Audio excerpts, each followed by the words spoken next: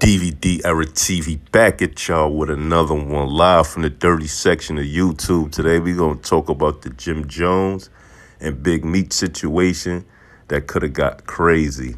Now let's get into it. Now this situation is kind of different because this situation actually started with the crews. It actually started with BMF and Dipset. But some kind of way, Jim Jones always find his way to be the headline of every beef. From beefing with Rod Diggs to Max B to True Life to Junior Mafia, And I ain't gonna lie, Jim be beefing with some heavy hitters.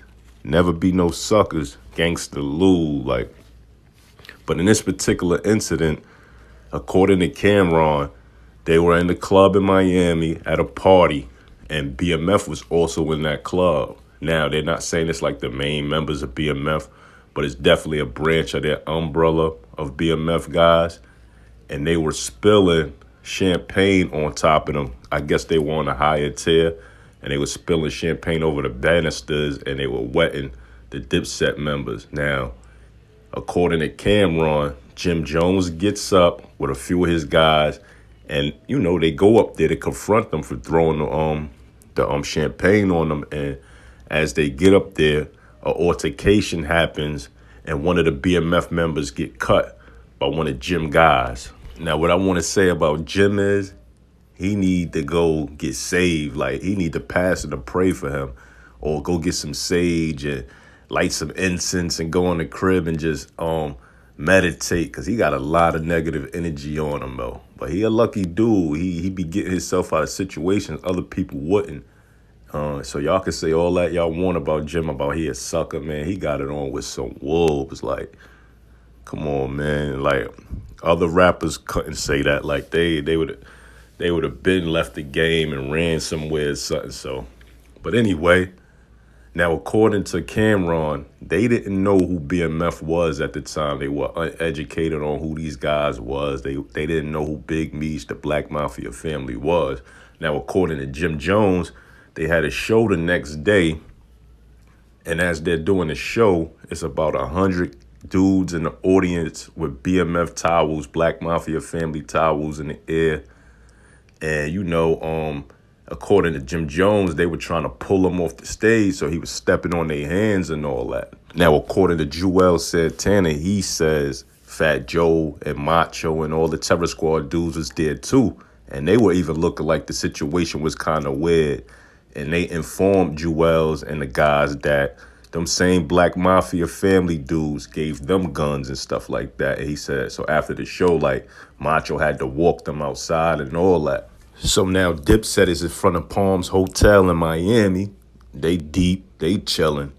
And according to Cameron, he says about 100 dudes pull up on them, pull out guns, and they ready to get it on with them. So, some people that was holding Cam down, he told them, yo, if they run up, just shoot.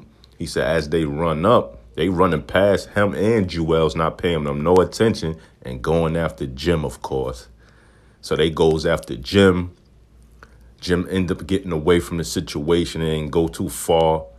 BMF ain't do nothing. I guess they was just there making a statement.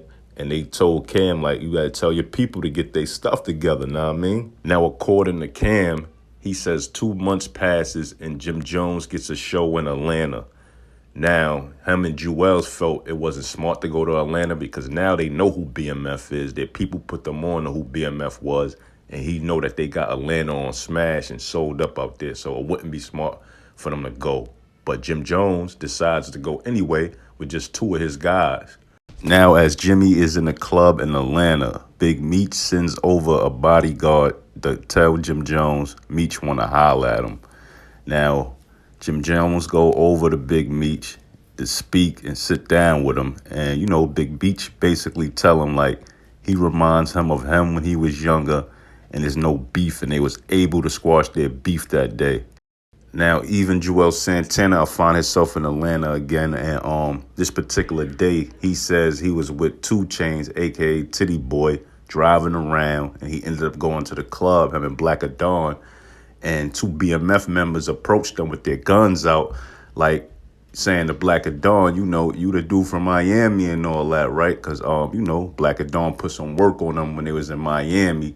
And, they basically told him he's a real dude.